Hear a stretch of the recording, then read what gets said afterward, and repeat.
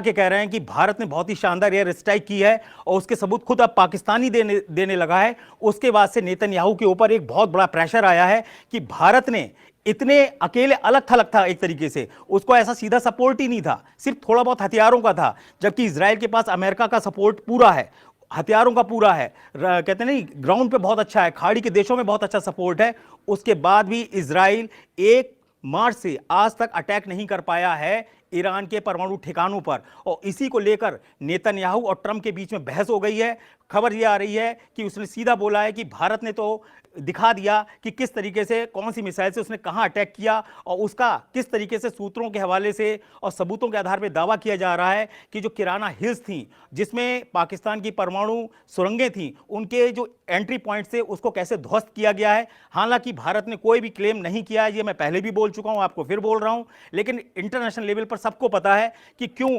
Trump ने सुबह 5:30 बजे फोन उठाया और सीधे शहबाज शरीफ को किया, क्यों शहबाज शरीफ को रात में 2:30 बजे जनरल मुनीर ने फोन करके बताया कि हमारा नूर खान एयरबेस, जिसको परमाणु फैसिलिटीज से बहुत बढ़िया लैस माना जाता है, उस पर भारत ने अटैक किया है। आप खुद अंदाजा लगा लीजिए कि अगर पाकिस्तान का जनरल ये खुद बोले, अपने उठाए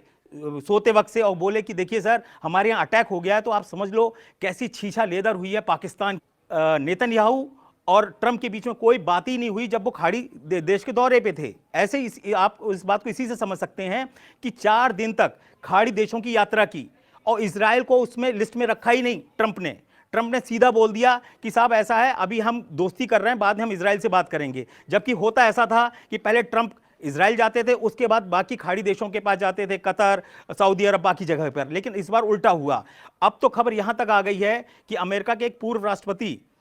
जब आपको रेवेन्यू स्ट्रीम्स ओपन करने, कि इजराइल ने सोचा कि अगर भाई हम ट्रंप के चक्कर में पड़े रहे तो ये तो अपने बिजनेस के चक्कर में पड़े रहेंगे और मैं बर्बाद हो जाऊंगा। तब तक पता चला ईरान उठा के एक परमाणु बम मारेगा, छोटा सा इजराइल है, साफ होते देरी नहीं लगेगी। पूरे वर्ल्ड में 1,23,00,000 यहूदी हैं, जिसमें से 87 लाख अकेले इजराइल के अंदर हैं। अगर 1-2 बम मार दिए तो इनका तो पूरा नामो निशानी मिट जाएगा, बचेंगे ही नहीं। तो इसीलिए जो भारत से उसने सीखा है इजराइल ने, वही काम अब वो करने जा रहा है। भारत ने भले ही पाकिस्तान पे ऊपर कोई परमाणु स्ट्राइक नहीं बोली है कि हमने नहीं की है, लेकिन जो पूरी जो दुनिया है वो किराना हिल्स की तस्वीरें, वहाँ के संकेत, वहाँ के सैटेलाइट तस्वीरों को देखकर चीख चीख के कह रही है कि जो पाकिस्तान का परमाणु बम था उसका, कहते हैं ना, बाजा बजा दिया है, अब वो पेंसिल बम हो गया है, पटाखा रह गया है और कुछ नहीं रह गया है। 12 तारीख के बाद से पाकिस्तान ने एक बार भी परमाणु बम की धमकी नहीं दी है, सिर्फ इसीलिए क्योंकि उसको पता है कि हमारा जो बंद मुट्ठी थी परमाणु बम की वो खुल चुकी है। 250 ग्राम, 300 ग्राम या